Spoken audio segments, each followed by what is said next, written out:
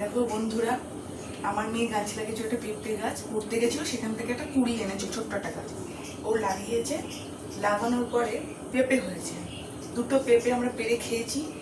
এরকম পাকবে, ঠাকুরকে দেবো, তারপরে একটা আমরা খাবো। লাস্টে পাকছে না, কি করবো, ঠাকুরকে কাঁচা পেঁপে দেওয়া যায়, আমরা খেয়ে নিয়েছি। এটাও সেই পাকু পাকু, ঠাকুরকে দেবো, পাকছে না, লাস্টে বাধ্যমূলক পেঁপেটা তুলে না জোন করবে মা। এই যে দেখো দেখো বন্ধুরা, কত বড় পেঁপে, কিন্তু পাকেই কাঁচা। লাস্টে বাধ্যমূলক এই পেঁপেটাকে পেরে আমার মায়ের বাবা তাকে দিয়ে দেবো।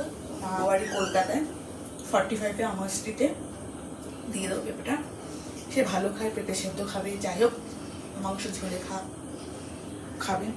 আর আমার মেয়ে একটা পেঁপে পাত্তা দিচ্ছে না।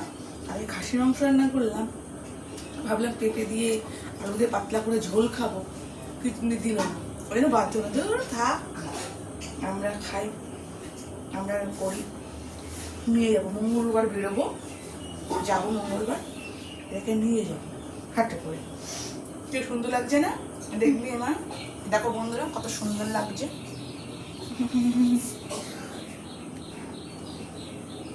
বন্ধুরা,